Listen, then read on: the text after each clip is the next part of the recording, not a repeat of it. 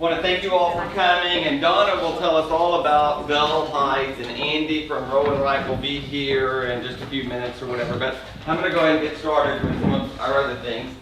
I believe Aaron sent out a calendar kind of to you later after our last meeting, whatever, but I wanted to kind of go over some of these things just one more time so that you kind of have a feel for what's going on. Because some of these events, while we imply that they're free to you, I'm still having to pay a significant amount of money for you to go. So I need for you to RSVP if you're going to some of these things.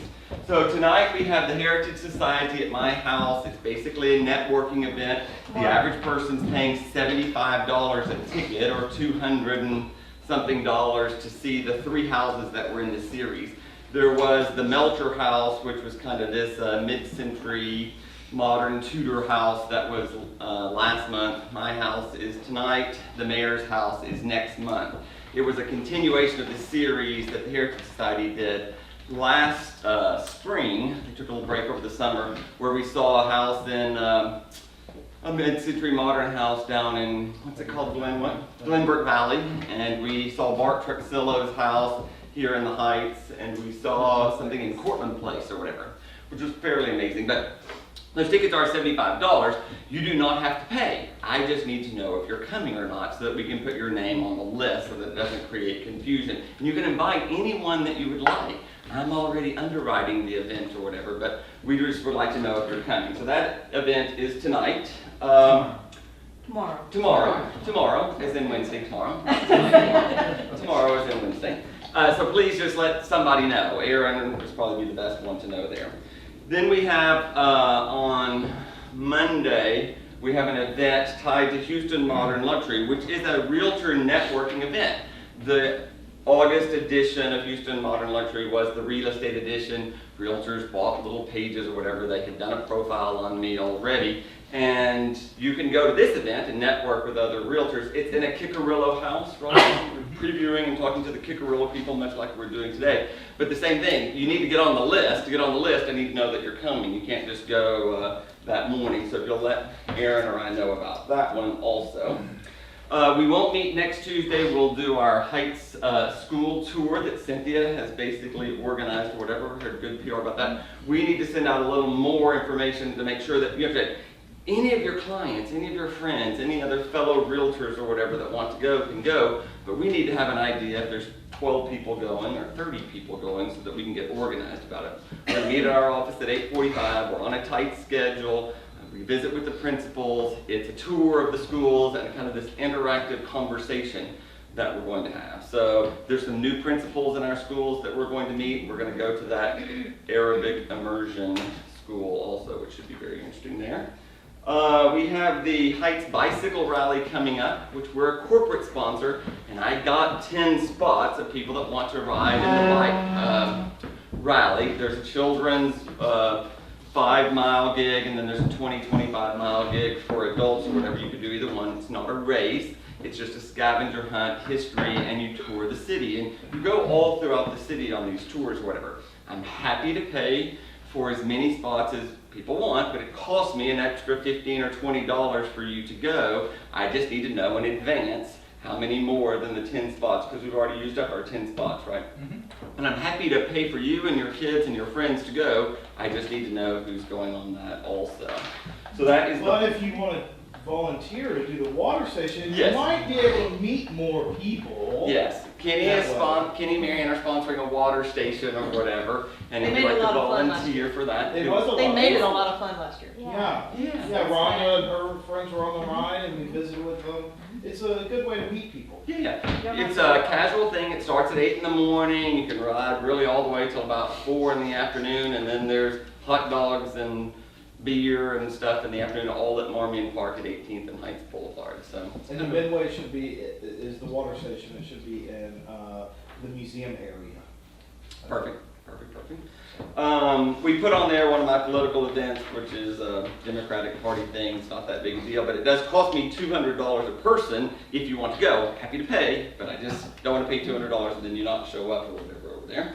We are going to, one of our other big events in the falls is we're going to have our sales meeting at the new Bicycle Museum. Probably you've never been there. It's right by the Children's Museum off of Ben's there. We're going to meet on a Tuesday. We have Bike Houston there giving us kind of a presentation of the bicycle pathways and the connectivity of the whole city and everything.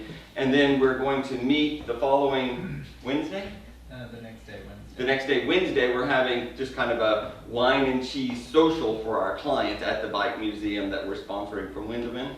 6 to 8. 6 to 8. I think that should be fine. So you can invite all your clients and friends or whatever to that event, or children. Bike Houston's coming up with a special presentation just for us geared toward realtors. Perfect, perfect, perfect. And do we have an invite coming out for that? That can We do. We're about organized to send that out.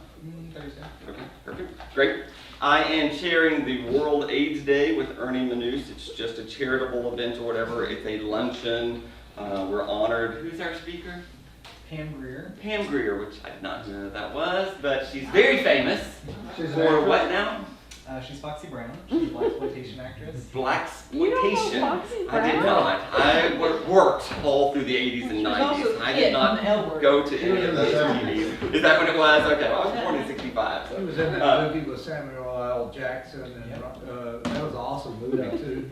What was She's the name the of it? speaker. Jackie Brown. Yeah, Jackie Brown. There you go. Yeah. If you wish to go to that event, which is a networking event also at the luncheon, you just need to also let Aaron know. And then we put on there something else, this top lawyer's reception, whatever.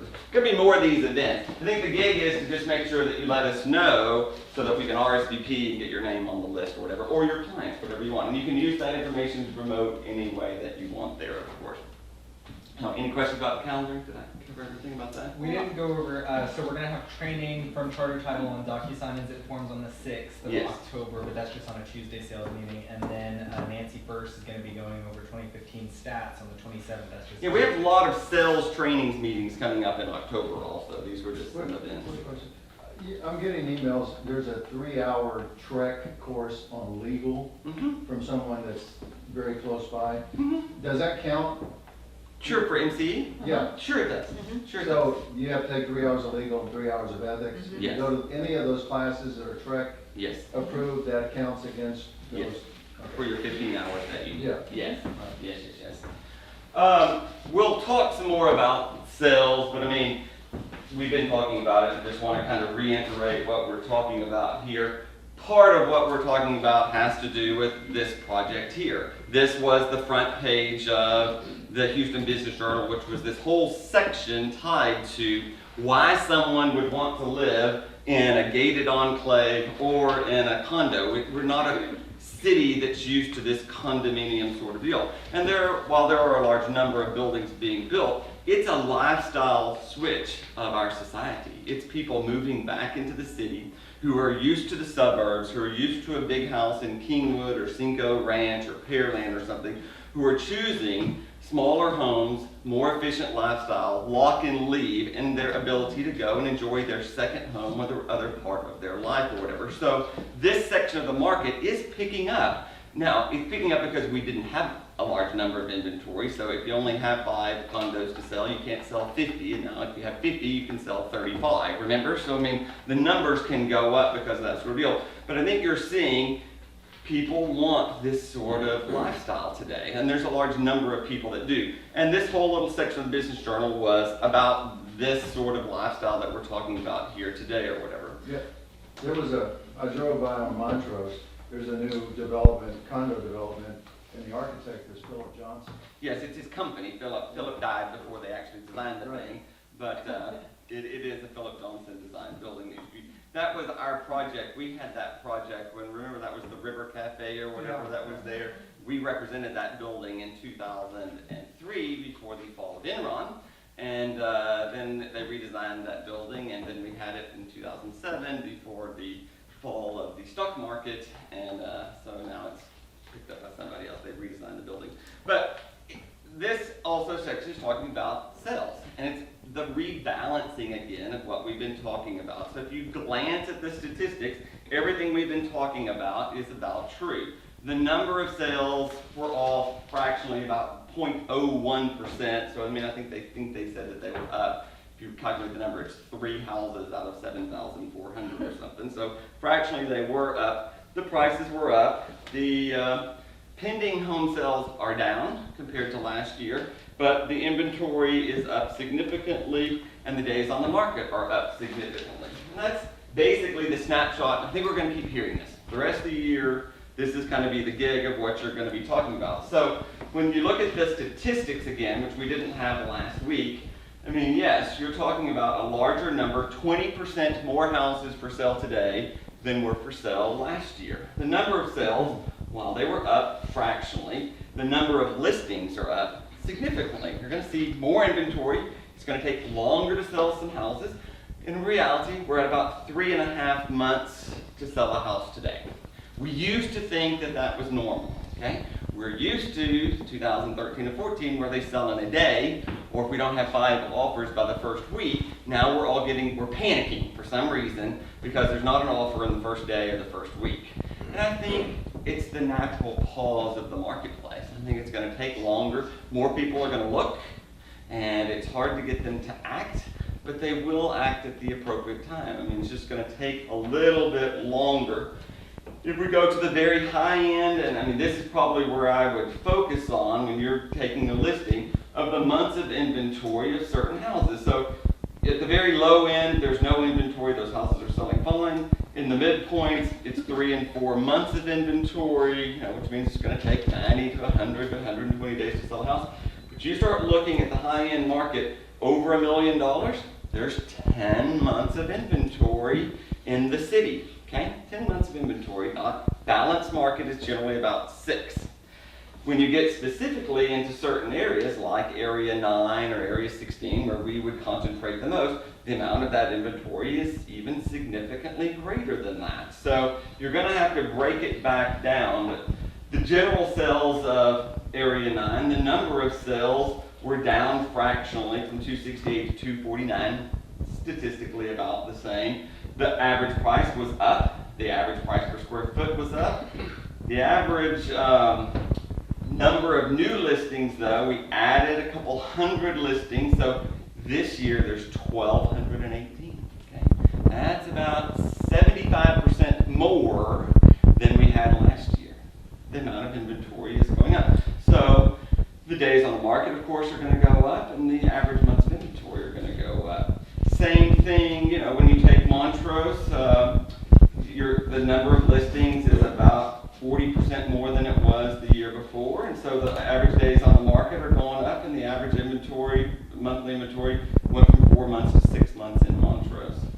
About what we've been talking about. Same with Area 17. If you go to Bel Air and these sort of things, number of listings went from 220 to 384. It's about 75% more listings again than we used to have last year. Townhouse market, I mean, it can get, so last year in Montrose, we had 175 listings. This year we have 324. So the month of inventory was 1.8 last year. Now it's 4.1. So it's more than 150% for the inventory of the condo townhouse market. And actually, if you look at what sold, we had 91 sales last year and only 70 this year. And the average price was $433 last year. It's down to $378. It's a pretty significant drop of the townhouse market. We've been talking about that rising inventory of the townhouse. If I was the urban living Vinod of the world, I'd be a little nervous about the townhouse market being saturated. And when it's saturated, the prices come down. The incentives go up and the prices go down. The single-family housing market, the markets that we're talking about, are generally fairly stable. It's just going to take 90 to 100 days to sell a house versus 7 days that we're used to. So, I mean, statistically, there are more buyers than ever. The market is still very strong. It's just how you word it. And it fluctuates every day. In the New York Times today, it talked about existing homes were off or whatever. So they go and they calculate it. And when you really read the fine print, it's calculated by the number of days. So that month had 30 days versus 31. And so statistically, it was the same. It wasn't really that home sales were down. It's just that we didn't have as many days in the month as you did the month before. So you have to make it all local, I guess, is the point that we've been trying to talk about all year or whatever, and try and keep people educated. But we've got to keep a positive spin on the markets that we're selling in. Single-family housing market is stable. It's strong. It's a good time to buy.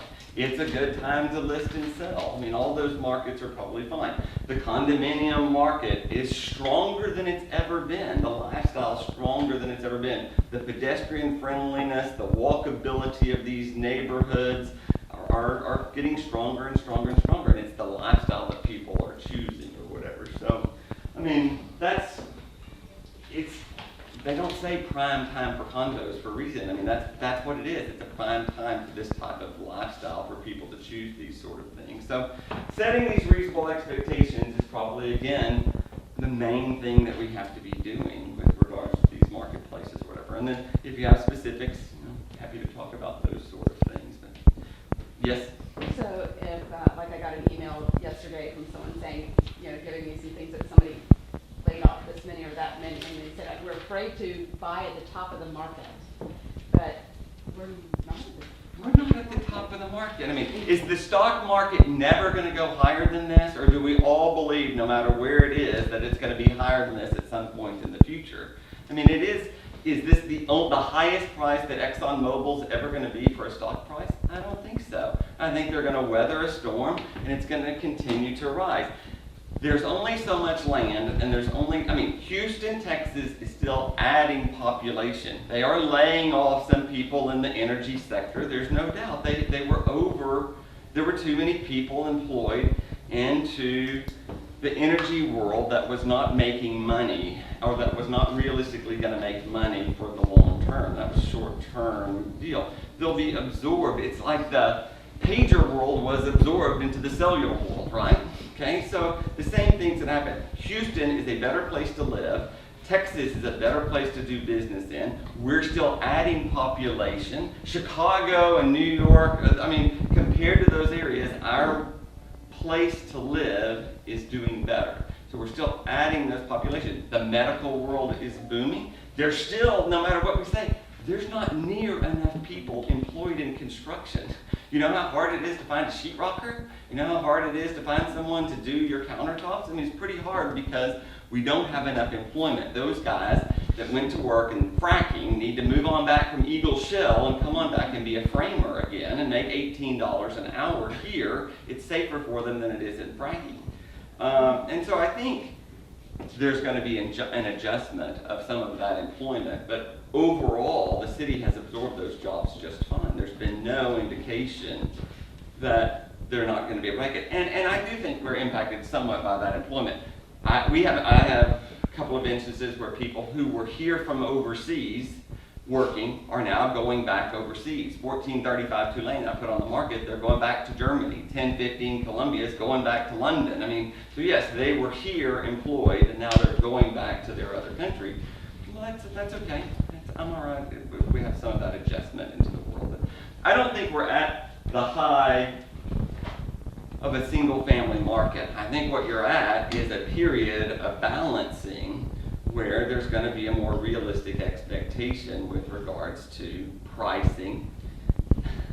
The guy that paid top dollar for his lot, and then top dollar for his framer, and top dollar for his painter, who then built in the worst location and expected top dollar, probably is going to have to get realistic that he ain't going to get top dollar, right?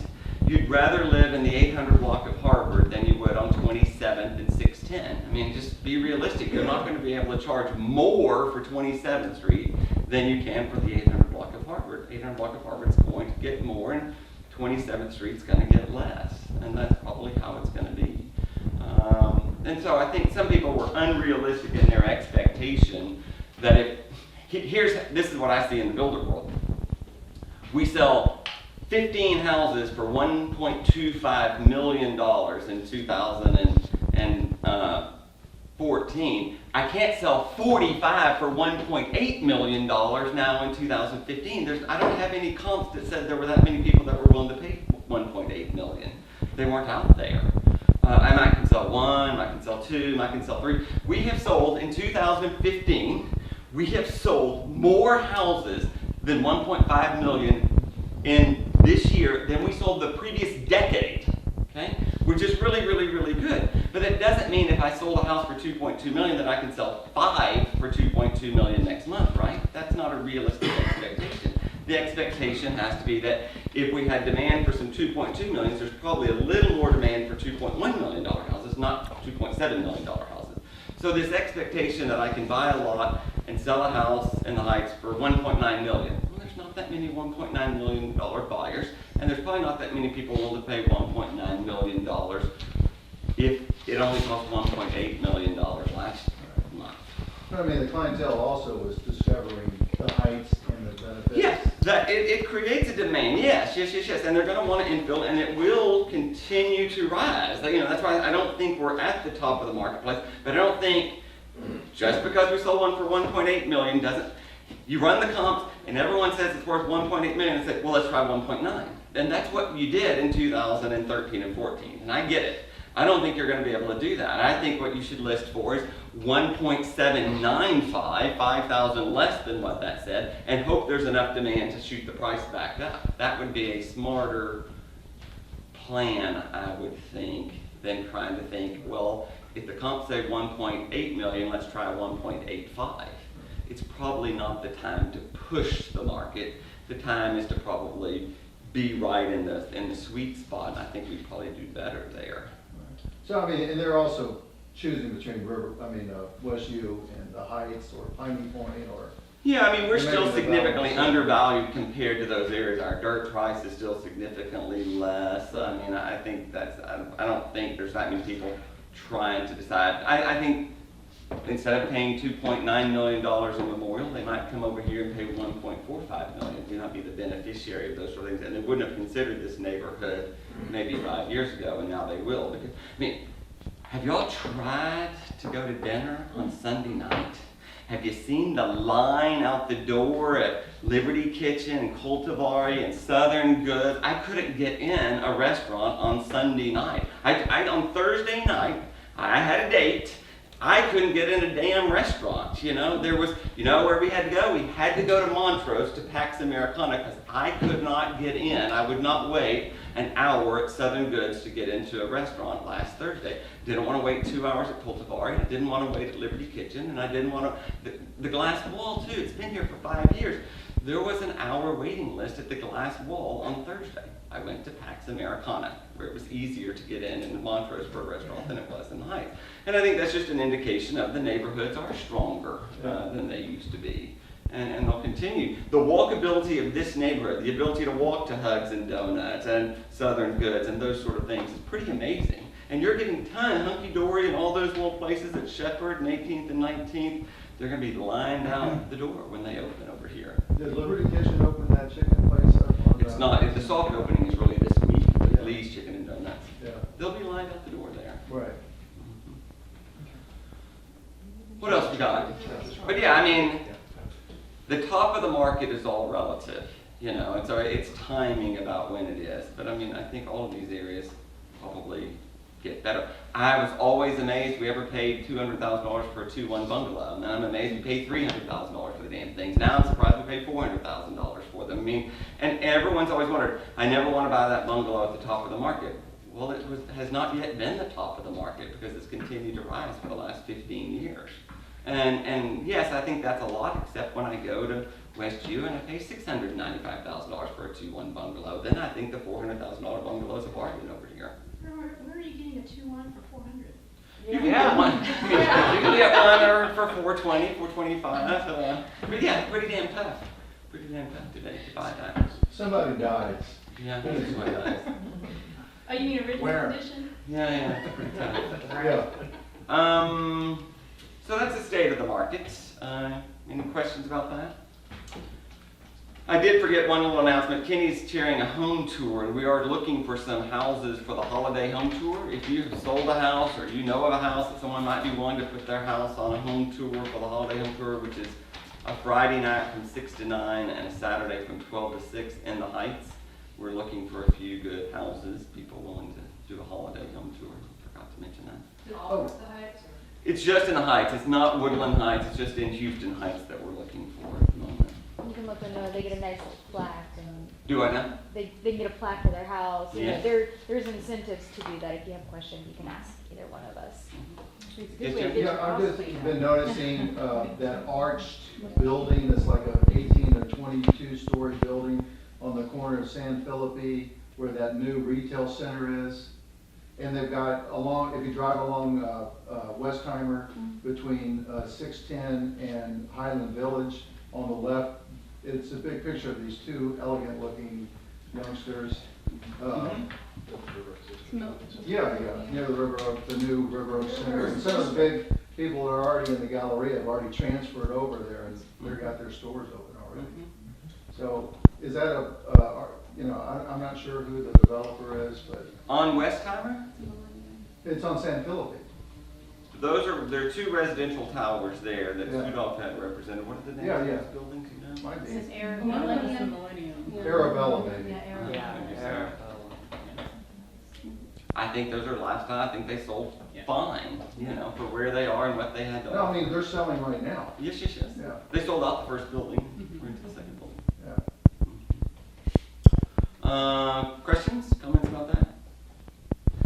Donna, tell us about Velma. Andy's here. Andy, Hello, Bill. how are you today? Good. Nice to see you. Well, nice to see all of y'all. How's Thanks Roy for Wright coming. today? Doing very well, Good, very good, well. nice Very to great speech on State of the Market. Thank you.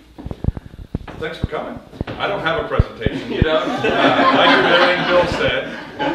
Very Yeah, nice. I guess we're heading out. Exactly. But if you have any questions about Bell Heights, I'd love to Yeah, and answer. here's Rowan Wright. Here's a group of people who have been building for a number of years, who are not going to build for 1 year. They're going to understand there are ups and downs and adjustments in market, and sometimes you're buying land not necessarily for today, knowing that 2 years and 3 years when your development's finished, sometimes you are ahead of the curve. And sometimes you're having to do that in order to create a certain demand into the marketplace. There is no comp that says this is what you should do. Okay, and it's Bell Heights, a gated enclave, the little park, shared rooftop terrace. There's nothing that says that until you build it, and now I think people are seeing, and I think we struggled because we didn't know when we were going to start or when we were going to finish, and I think now when you start, it's easier to create more demand there. But my friends love the concept of this sort of thing. They want to sell their house, and they want to come over here and buy a condo, and be able to have a second home in the Hill Country, or in Telluride, or in Martha's Vineyard. And I think as we get a little further along, you're going to see more and more people. And then the same thing, they're going to wish they had done it.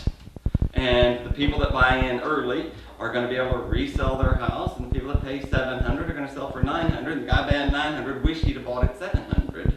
But we just got to get started into that little enclave there. So, but they're not developing for today. They're developing and buying and continuing to develop for the future. And I think you always, you don't want to sell too many at one price if you think the price is going to go up, right? The developer doesn't want to do that. They want to sell so many at this price, and they want to raise the price along the way as it becomes more valuable. And the buyer has to think the same way, that it becomes more and more attractive the more that things develop around it here. So I think that's what we're seeing here. The people that bought the first cottages are going to get a damn good deal. They already have, yeah. Right. Yeah, there's no doubt. We've probably raised them 30,000. 30, 40,000 since the first sales in here, and they're in the cottages, and that's going very well, as you can see from the model home here. And we'll really, I think, it's one more cottage sale on this side, and we'll open up the next 10 on the other side of the building.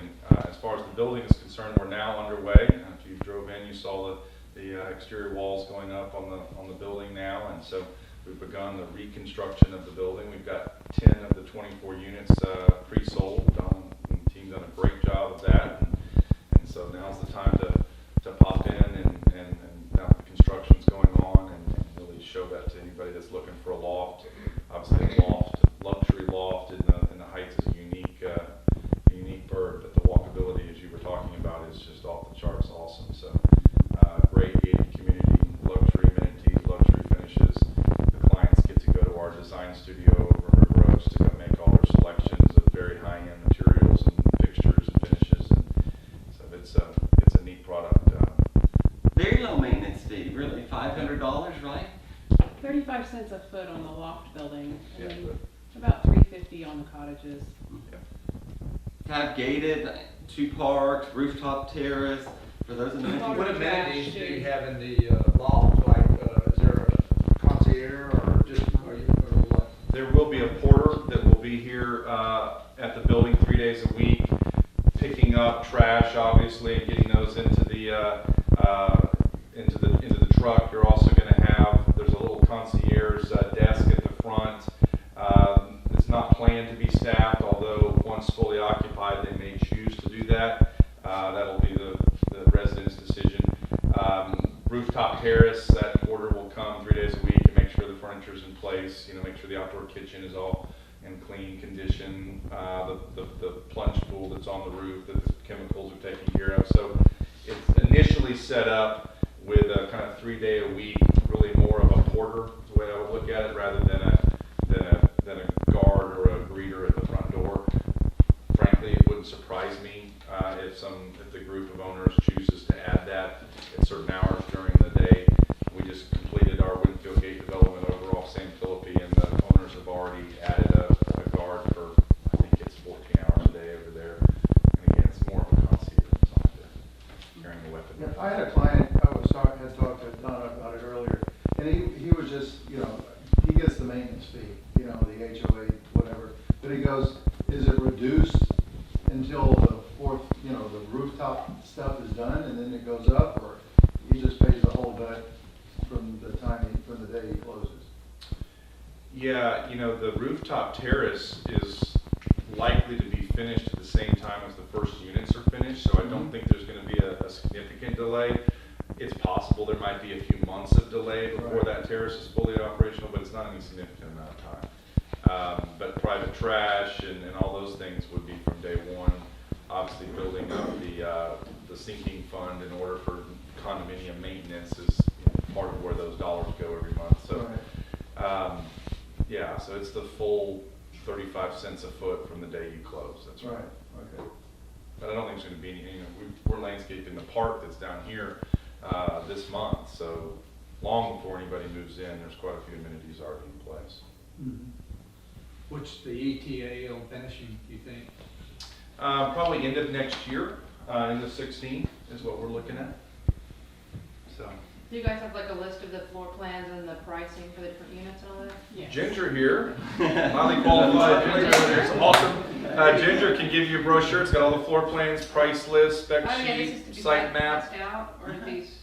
We would love for you to have one of those. Have one at your desk when you're taking a call, or you've got a prospect in the car. Please bring them to Bell Heights. Donna and I would appreciate it, and Bill as well. And like I said, very unique project. When you have one of the things that Rowan Wright specializes in doing is larger tracts, and when you have the ability to acquire this much dirt, you can really create a sense of place. And the two parks and the rooftop terrace that, by the way, I mentioned this, I think I mentioned it when I was at your meeting about a year ago, the rooftop terrace is available to all the cottage owners as well. So the 20 folks that buy these products that start in the 600s, by the way, it's pretty amazing. You've got a 10,000 square foot rooftop terrace that you have access to. You can walk right out your door, go up the elevator to the rooftop, and enjoy downtown view and all the amenities on that. As an owner in this $700,000 house, that's a pretty sweet deal. That's a very unique deal.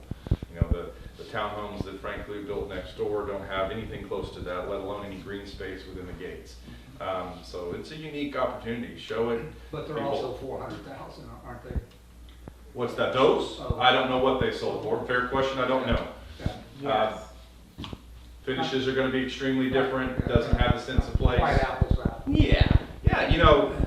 I don't know who has the Drake listings up on 26th and 27th that we were just talking about, but the pricing on that product is not much different than these cottages. Right. And world apart. Donna sees people, and Ginger as well, that walk in here that have just been there, and their eyes go like this. The finish level, the quality of the development is so much better, You guys- for not much difference of a price. Y'all did the houses on Bammel, some of those, right? No, it was a different builder. We actually are building the last house right now.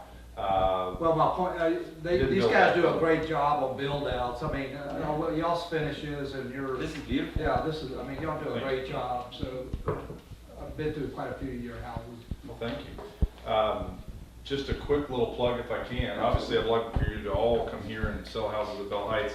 We do have a development in River Oaks called Cadogan Place. It's 12 units that start at 1.6. It's sold in-house with our own in-house salesperson. So obviously we'd love to co-op with you guys if you got somebody that's looking. Primarily that buyer is a very high-end empty nester, wanting to scale out of a large house in the River Oaks area.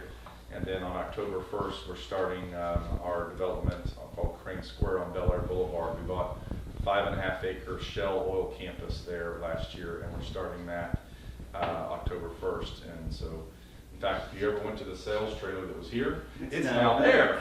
Yes. Same furniture and everything. So it's getting outfitted right now. Where do those price points start at? 1.2. We start at 1.2 and it will go up to the 1.9s. How big are they? 3,080 is the smallest home, 5,025 the largest home. They're 3- and 4-story townhomes. Over 35% of the 5.5 acres is green space. We have 4 parks, multiple fountains, 3 gated entries, guardhouse, mail kiosk, playground.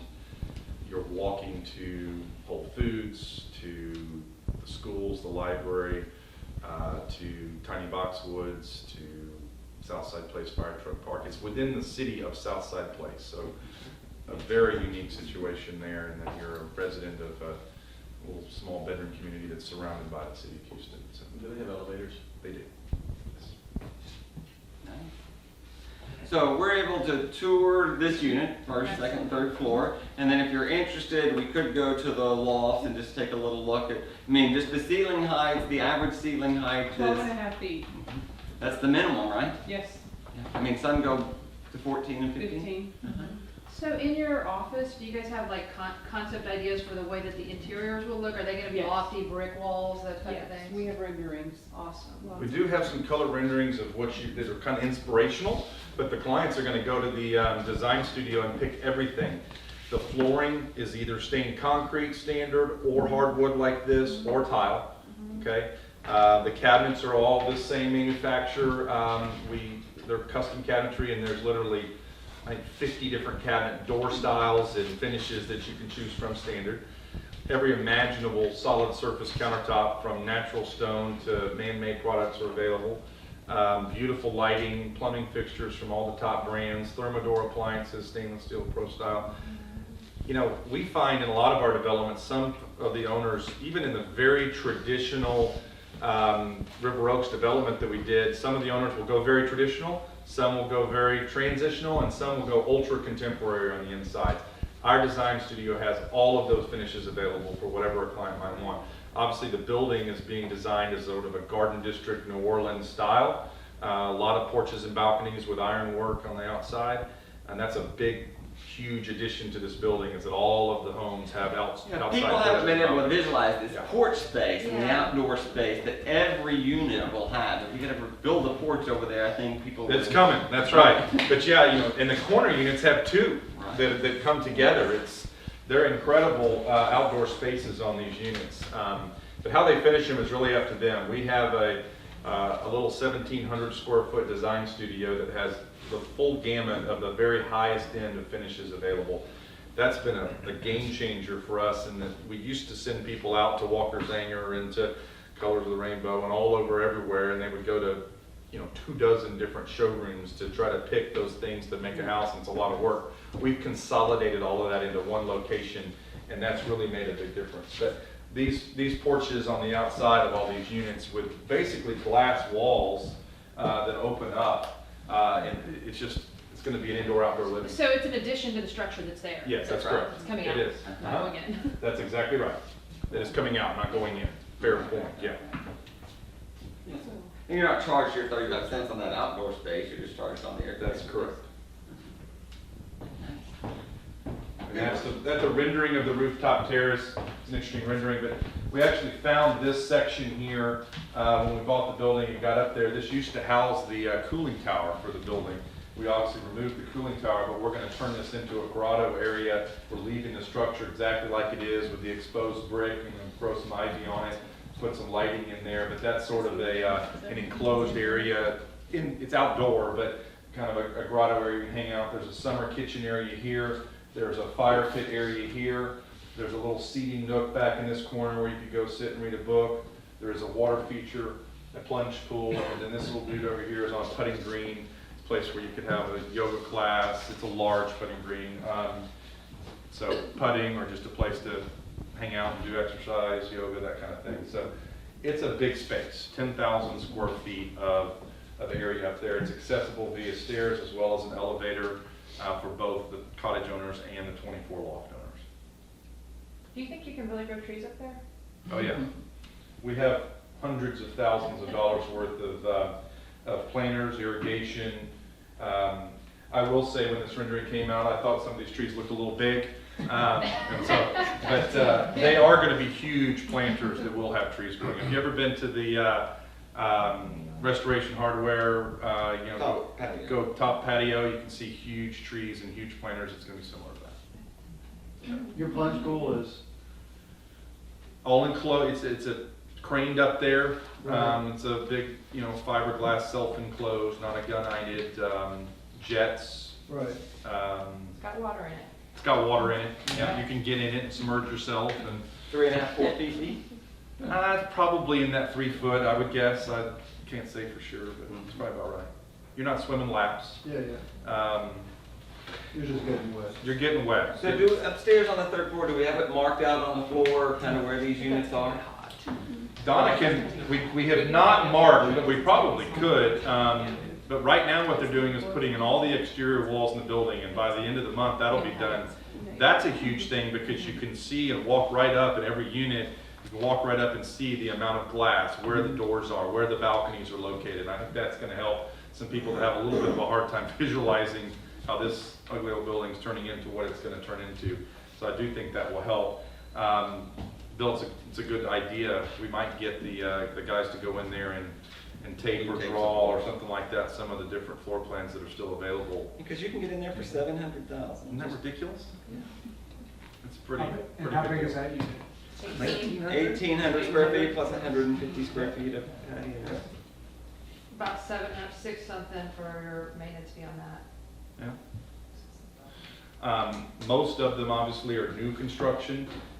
Some of them are high rises in the Galleria market that are really playing towards some of the expats and some of the folks that have second homes here for shopping in the Galleria area.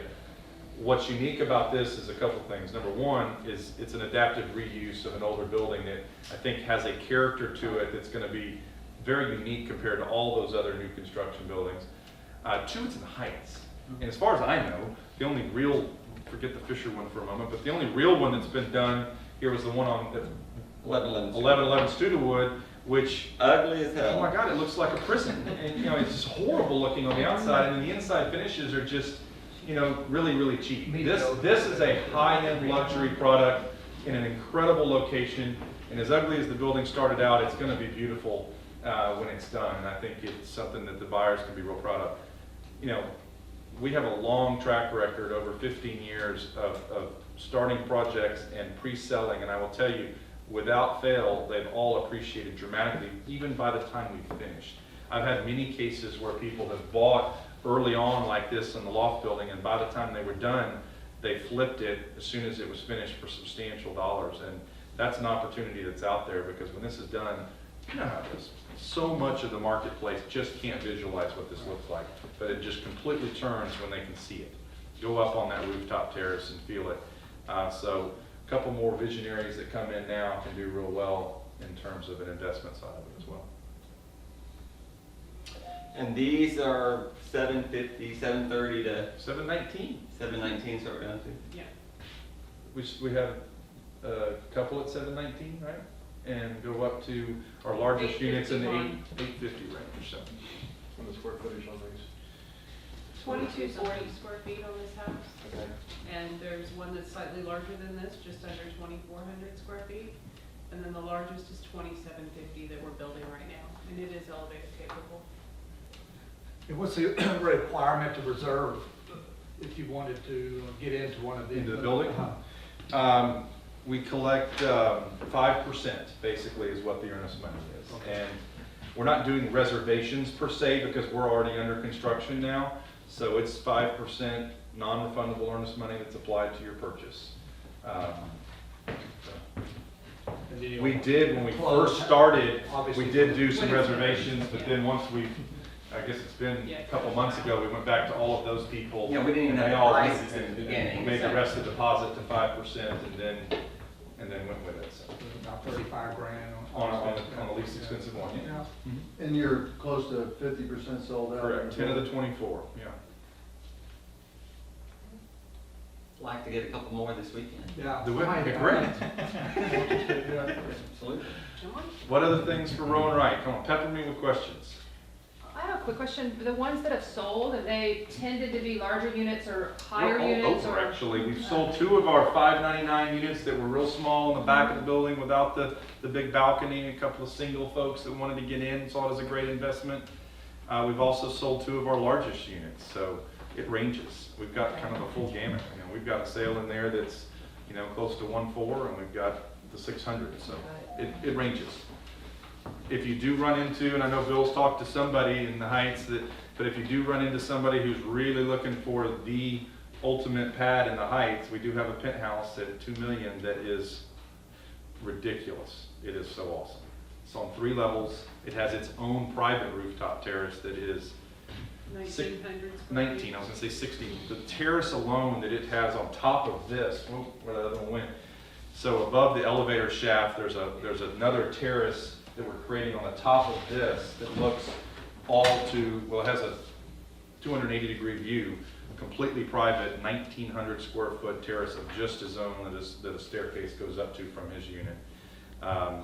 That total was about 6,000 feet. It's over 6,000. That'll be incredible. So, you know, that player that, you're gonna have to climb a ladder to get to that one. Yes.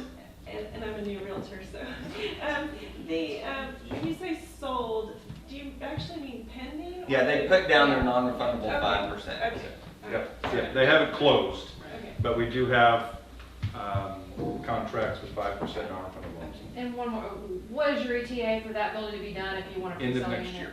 The end of next year, okay. And when you finish that outdoor unit for that expensive penthouse, there's really gonna be, there's nothing that's gonna be able to block that view No, in your, I could take you up there right now and, you know, you've got that building, the hospital building that's a couple of blocks away that you can kind of see, but you can see all the way to the Galleria skyline from there.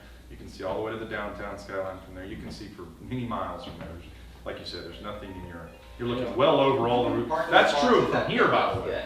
If you come up on this terrace here, you're sitting in that plunge pool, you're at this bar top, you're looking straight into the downtown skyline. right. Having watched fireworks on 4th of July Yes. from the Great place. from the garage down on 4th Street on Yeah. the Alexa property down there, I suspect that from here, you'll be able to see the Galleria, downtown, Sugarland, Yeah. West Chase. I mean, you'll be able to see fireworks all around, and it's a lot of fun having a group of people up there. It's also, you see all the different displays go off, so it's kind of another cool thing to talk about. And one of the things, completely agree, and one of the things that we did, we spent a lot of money to create a lot of space.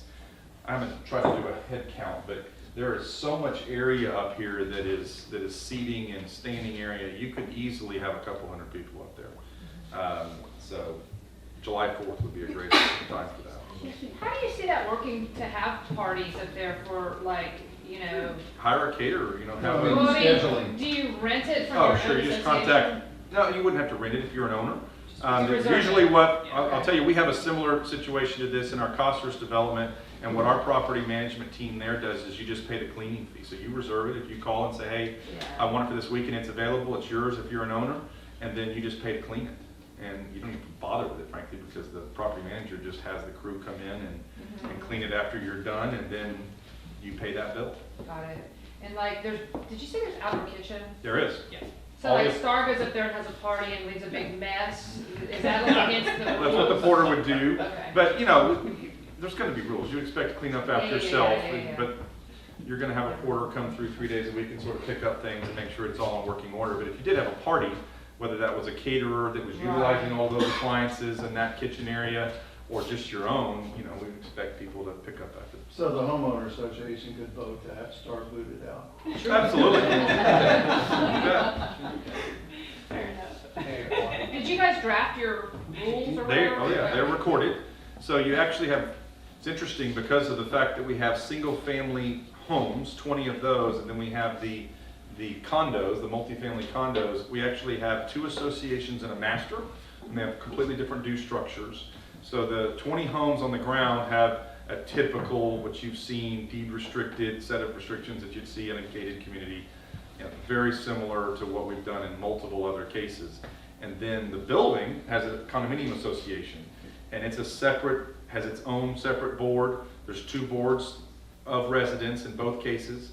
And then the way it works is there's a master that sits on and it collects some revenue from both to do some things that are common to everybody, like the rooftop terrace is an example. And the way it works is for those 2-year terms, 2 guys or gals come from the lower board for the single family homes and 1 from the condos, and then the next 2 years it's 2 guys from the condos and 1 from there. So the lower board members serve on that master for a period of time as well. But that's all recorded, it's in the deed records, you could read those, and I think Donna probably has CDs if somebody's interested and wants to read how that works and what the due structure is and what it covers and all that. One set of elevators in the building?